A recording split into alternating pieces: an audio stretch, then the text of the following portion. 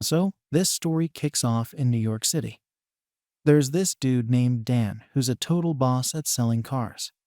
He's got this knack for spotting the small details that other people might miss, which makes him super good at his job. Because of his mad skills, he keeps snagging the Salesman of the Month title. Dan's pretty stoked about his simple life and can't wait to celebrate his anniversary with his wife Jessica. They've got 3 kids: Na, Kyle, and Max. Now, Na and Kyle are always bickering, which stresses out the whole fam. Dan's not too happy about Kyle spending all his time glued to video games, and he wishes the kid would get out more. Meanwhile, Na wants to switch her college major because of her boyfriend, which has Dan worried. He tries to give his kids some solid advice, but they're not really listening. Kyle's sneakily playing games at his friend's place, and Na thinks she's old enough to make her own decisions. Every year, Dan and Jessica look forward to the carnival, but Jessica's starting to crave more excitement in their lives. After a fun roller coaster ride, Dan promises to spice up their outings with more unpredictable adventures. During a sweet moment where they're smooching, someone snaps a picture of them without permission and starts posting it online, even bothering Dan. Things get worse when this weirdo spills a drink on Dan and insults Jessica. Despite the provocation and disrespect, Dan keeps his cool. He hates violence.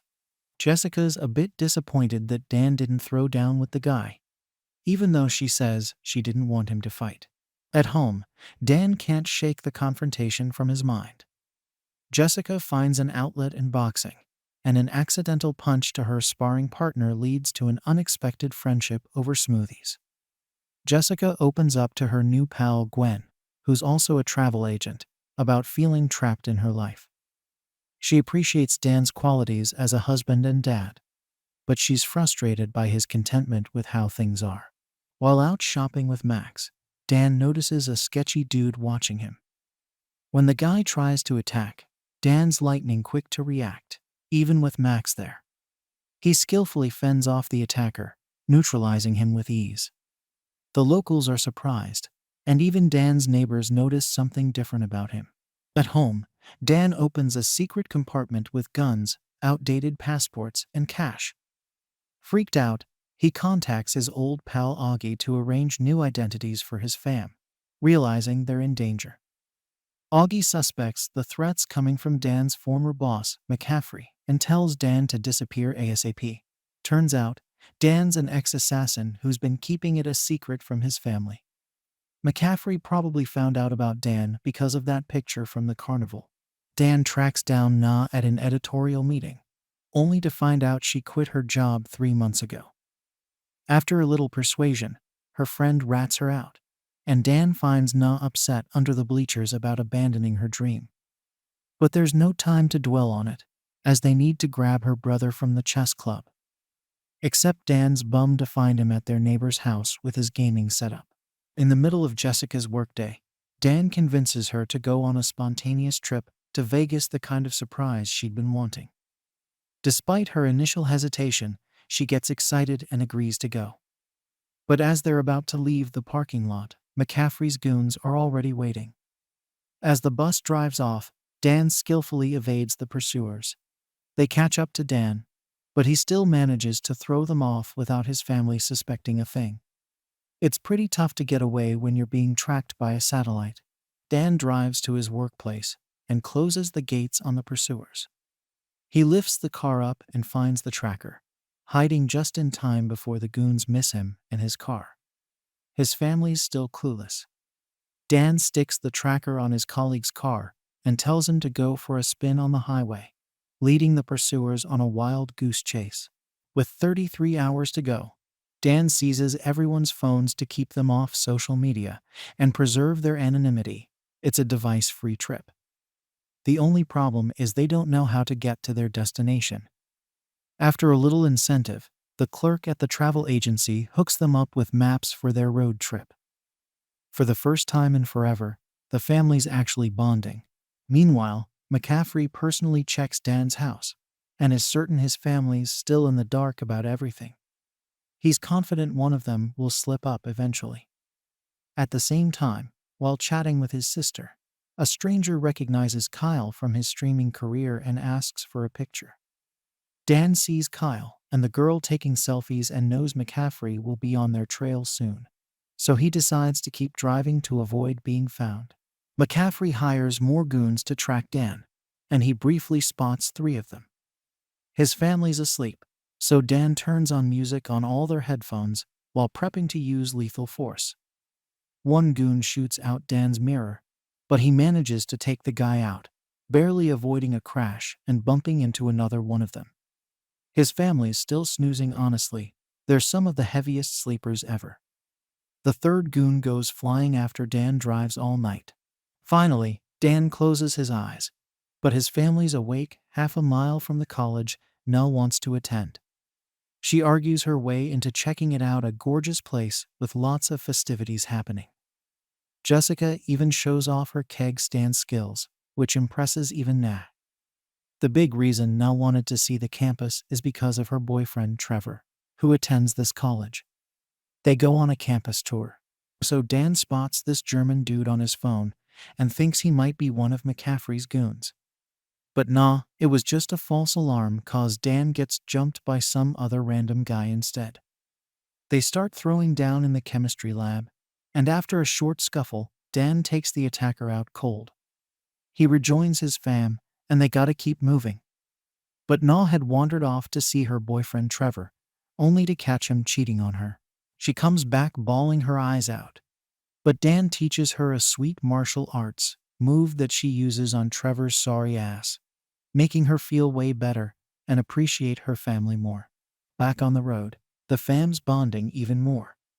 As Na's driving, she thanks Dan for always being there for her, and even thinks about getting her old editorial gig back at school. At a little motel, the parents finally get to let loose a bit. Jessica's digging this spontaneous side of Dan she's seeing and feels like there's something different about him. Dan gives Augie a call, who's on his way with their new identities. The only problem is, Dan hasn't told the fam about any of this yet. He sneakily returns the phone he swiped earlier and tries to mentally prepare for dropping that bombshell. Kyle joins Dan, and they finally chat about him being a pro-level streamer. Kyle wants to prove his skills to Dan in a game of laser tag. They bet on it, first to 3 kills wins. Should be a cakewalk for an ex-assassin like Dan, right? He gets the first 2 tags, but Kyle claps back with 2 of his own. Dan nabs the last one though, and Kyle feels conned. But at least the 2 grow closer. Finally arriving in Vegas, they're staying in one of the swankiest suites in the city. But first, Dan's gotta run downstairs to meet Augie, who hooks him up with their new identities and a one-way ticket to Vancouver, plus a fat payout, of course. Dan's gearing up to spill the truth to Jessica over a romantic dinner, while the kids babysit Max. He tells them not to leave the suite under any circumstances, but like they're gonna listen. McCaffrey's goons already know Dan's in town. Being a big shot gamer, Kyle heads to the HyperX gaming arena and even gets recognized. The legendary Valky lets him join her team for the Valorant finals. But McCaffrey's men are onto them too. While Na gets cozy with one of the gamers who gave up his spot for Kyle, Kyle's single-handedly demolishing the enemy team. Dan tries to come clean to Jessica, but he keeps getting interrupted, so he postpones it a bit longer to go gambling with her. After a while, he decides to check on the kids, but his call goes unanswered, so they head back to the suite. Jessica falls for some dummies made to look like the kids are sleeping, putting Dan's mind at ease. She goes to freshen up and sets the mood with some romantic tunes and lighting. That's exactly when McCaffrey's goons strike. Dan throws some vodka and shoots it, setting the goons on fire and taking them out. But they've got Jessica hostage. Dan drops his gun but sneakily grabs a knife. When the goon calls Dan Sean, a painful realization hits Jessica as the guy's rambling on. Dan neutralizes him too. Jessica runs to find the kids, but there are just dummies, so she knows they must be at the HyperX since that's all Kyle's been yapping about. Though honestly, his gameplay's pretty trash, even if he finishes with 30 kills. Just as the game ends, Dan and Jessica arrive to pick up the kids. Dan finally comes clean. He's a covert assassin, and his ex-colleagues are here to kill him. But the kids don't buy it until they get shot at. Taking cover behind a car, Dan neutralizes the shooter, but her vest keeps her alive, so they go for round two. Dan explains his history of being McCaffrey's mercenary and that he's killed 42 people. Kyle thinks Dan's a hypocrite, and now they understand why he never wanted to leave the city and was so against social media. Dan hands them their new identities, Nas, now Molly, and Kyle's van like a vehicle. After 18 years of lies, the family refuses to accept him. Jessica's leaving Dan and will take responsibility for the kids. She calls her pal Gwen, asking for help, while Dan guards outside till morning, despite trying to explain it's not safe and McCaffrey will come after them. Jessica just tells him to make it safe and stay away from them. When Jessica arrives, it turns out Gwen's a pretty powerful woman. Gwen starts talking about her ex who made a whole new life with some insufferable woman, and how she made friends with the woman just to walk her into a trap. Yep, Jessica's been conned. McCaffrey's here, and he's got her family captive. He arranges a meeting with Dan at an abandoned hotel, which is crawling with his henchmen. Dan arrives at the penthouse, and McCaffrey sarcastically asks for a hug. Turns out, he's Dan's father.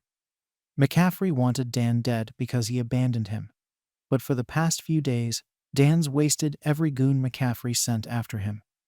His dad wants him back and says if Dan comes to work for him, he'll let his family go. If Dan refuses, his family dies. With no other choice, Dan agrees. Suddenly, the kids' morals kick in, and they want Jessica to protect Dan, even though they just wanted to cut ties with him. Kyle childishly starts pushing elevator buttons, and as the kids try convincing their mom not to abandon Dan, Jessica's changing Max's diaper. She stuffs it in a baddie's face, throwing him off to his death. They're going to rescue their dad while McCaffrey makes arrangements. Gwen uses her feminine wiles to seduce Dan back into loving her. Ignoring the tech guy, she's aware of Dan's tactics. The family arrives to rescue him as he puts Gwen to sleep. The tech guy's taken captive. Dan apologizes to Jessica for keeping secrets and promises to always be truthful. He wants to be her husband and a loving father. Meanwhile, McCaffrey notices something's up with the tech guy. Kyle tries out a drone, and turns out Dan's a pro with tech too. The henchmen are coming, so Dan tells his family to go to the roof while he deals with them. Kyle will be his eyes and ears, using the drone to spot McCaffrey's men and relay info to Dan, who skillfully takes them out despite the numbers. McCaffrey sees the drone aiding Dan and wakes up Gwen to find the family. Dan tells his dad to call it off, but he doesn't listen.